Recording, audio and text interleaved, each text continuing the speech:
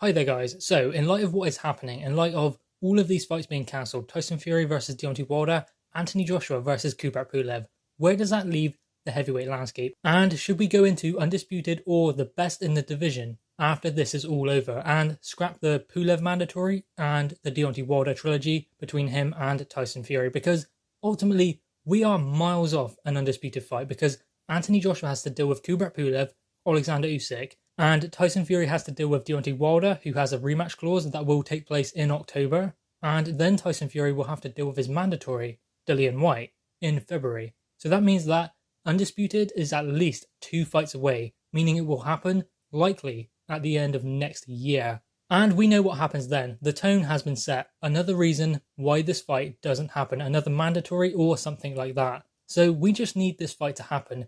Does it really matter if all of the belts are on the line or not? Well, realistically, no, because we'll know who is the best. I mean, out of those two, who wins is the number 1 heavyweight of this era, and whoever beats him will be the number 1 heavyweight of this era. So I believe that if there has to be a belt dropped in order for this fight to happen, then go ahead and do it. A belt should be dropped for this fight to take place. I mean, yes, it won't be undisputed, it won't be all of the belts together, but we'll know who is number 1. Because in a fight of this magnitude, the belts really take a backseat when it comes to the top 2 heavyweights in the UK, the top 2 heavyweights in the world, coming together to see who is number 1. Now, that means more than the IBF belt, that means more than the WBO belt, and the WBC belt. That means we have one true champion, one best name in the heavyweight division, and finally, there will be a number 1. One face, one name, one champion. Maybe he won't have all of the belts, but we will know he is number 1. Now, obviously, if this fight takes place, Tyson Fury versus Anthony Joshua, it will be a huge event. One of the biggest fights of this era.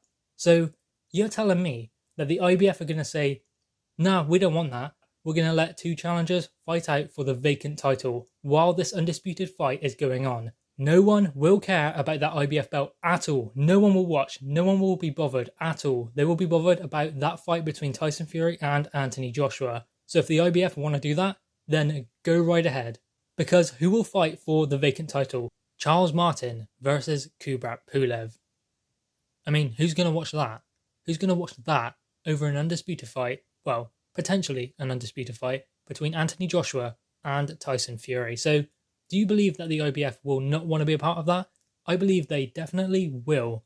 And they would be silly to not want to be a part of that. The same goes for the WBO. The same goes for the WBC. Now, obviously, Tyson Fury is in a slightly more sticky situation because he has a rematch clause with Deontay Wilder. And that is not binding within the WBC. That is binding between the 2 fighters. The WBC title doesn't necessarily have to be on the line for that fight. Tyson Fury could vacate. So that WBC belt does not have any bearing on that rematch clause between Tyson Fury and Deontay Wilder. Now, obviously, if Tyson Fury were to vacate that belt, then maybe Deontay Wilder would not be so interested in fighting Tyson Fury again, considering what happened the first time. I mean, he's not going to want to go back in there with that if there is no WBC world title on the line. But Tyson Fury is not going to vacate that WBC world title. He has worked too hard in order to acquire it. So ultimately, what can happen? How can this undisputed fight happen?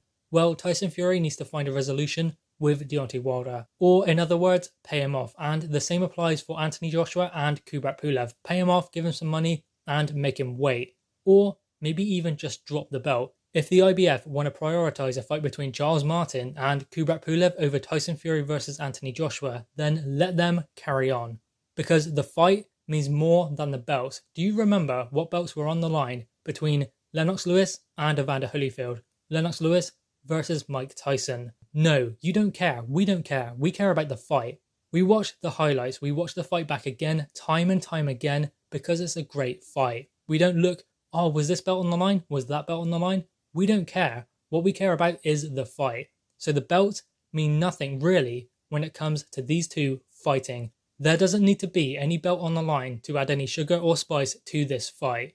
Anyway, guys, what are your thoughts on this? Do you believe that we should go straight into an undisputed fight or essentially a big mega fight between Anthony Joshua and Tyson Fury? Scrap the mandatories, scrap the rematch clauses. Let's get this fight on. We want this next.